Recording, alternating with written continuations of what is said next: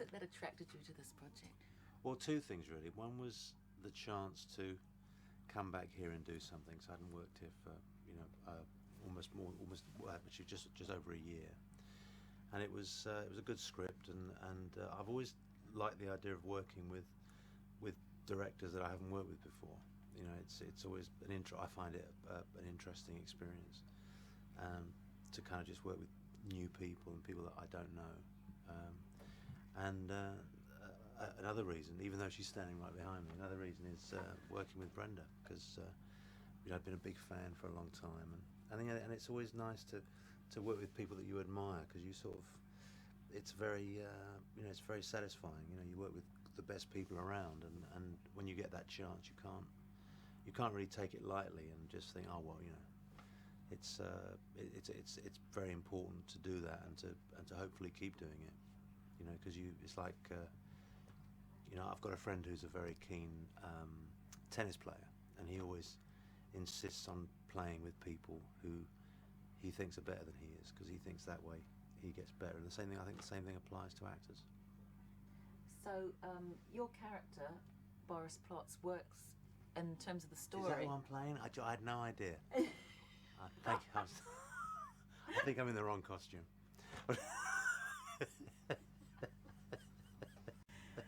You're talking about working with Brenda Blethyn. A lot of your scenes are with Brenda. She personally working with I think most of my stuff is with Brenda, and because that relationship between Betty Rees-Jones, who Brenda plays, and Boris is the sort of, it's the kind of the romantic centre of the film, and there's it's a very, very sweet story in that respect. You know, it's and that's the other thing that appealed to me, was this wonderful idea of two people who, in terms of fulfillment and personal kind of fulfillment, there's a very strong sense that they're both coming around the block for maybe the last time, particularly in Boris's case, because he's on his own, and Betty is in this loveless, unsatisfying marriage, and there's this history that they've got between them that has been unresolved, and so there's a very romantic heart to the story, but it's also it's bittersweet as well. There's a kind of edge to it that's a little bit uncomfortable.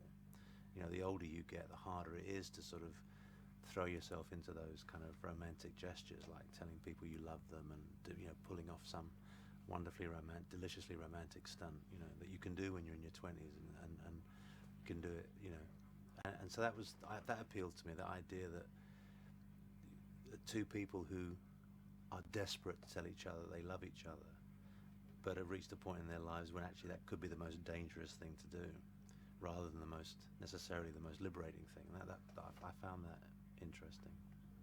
So, in terms of your character, is this one of the more interesting? What is the most interesting part for you about? Well, it's that, and also I've reached a point where I spent my 20s and 30s playing Eastern European thugs, and the kind of the leading man's slightly stupid friend, and suddenly I just at the point in my life when I'm beginning to think about my favourite chair rather than my favourite position for sex, I'm now playing I'm now getting these kind of romantic parts, so it's which is great, I love it. It's great to get the chance to kiss the girl. It's nice. I take it this is the first film you've had to dance in, with that? This is the first one I've had to dance in. It's the first film I've had to sing in. It's the first film I've had to bury people in. So it's a first all round. And this dancing, clearly, you talked about it on the first day. There must be many rehearsals. We had a lot of rehearsal. Maybe not enough. We'll soon find out. But it's been a lot of fun. I mean, it's very nice to build up a sweat with Brenda Blethyn, in the same room. And we did have a lot of fun. We just got very, very giggly doing this dance, and we're both gigglers, I think, and we just got stupid, because I think it's great fun to do, but we keep rehearsing in a room with these big mirrors, which is like a big mistake, so. Because dancers love to dance facing a mirror, because they watch themselves objectively and see about the line and how their feet are turned out. You know, it's technically very important for them. You know, but when you're not a dancer and you're trying to dance, seeing yourself in the mirror, you keep thinking, "Who's that big lump leap? Oh, it's me."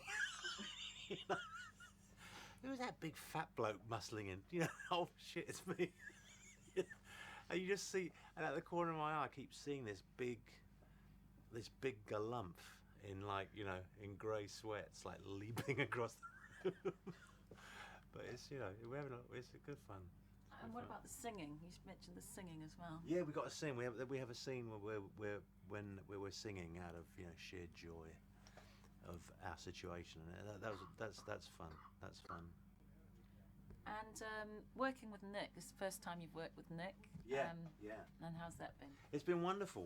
You know, I was very heartened by the fact that Brenda had worked with Nick a lot on film and on television. So she and he had a very good relationship, and they know each other well, and that was like a good reference for me. I mean, you know, if you're working with a director that's new to you, but you're working with someone who knows them well and likes what they do and understands the way they work, it's very reassuring, you know. And so the whole thing just felt very good, and the way he talked about, he phoned me at home one night, and we talked about the film and what he was after, what he was trying to achieve with the film, with these characters, and it all made complete sense, you know. And it wasn't, he didn't talk in kind of, you know, sort of abstract terms about vision and stuff like that. He was very practical, and he had a very practical approach to what he wanted to do with it. So I got very excited. And it seems as if in the process he's been inviting in inventiveness from the actors. Oh, yeah, very much so. Yeah, he's very collaborative like that. You know, he loves people coming up with ideas. He likes to play around with things. You know, and that's been one of the best parts of it. You know, there's been lots of scenes where we've had maybe somebody comes up with an idea, then someone else will elaborate on that, and then we'll try something else, and it's fantastic. It's a great way to work, you know, because you've got very intelligent, talented people around, you know. So it's you've got to listen to them, you know.